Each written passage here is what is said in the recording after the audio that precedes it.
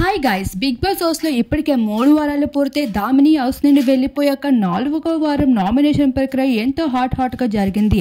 Big Boss house లో nomination ప్రక్రియ అనేది ఎంతో ముఖ్యమైన ఘట్టం. ఇందులో ఇష్టం లేని కంటెస్టెంట్ ని, టఫ్ గా ఉండే కంటెస్టెంట్ ని హౌస్ నుండి పంపించడానికి బిగ్ బాస్ హౌస్ లో కంటెస్టెంట్స్ చాలా ప్రయత్నాలు జరుపుతూ ఉంటారు.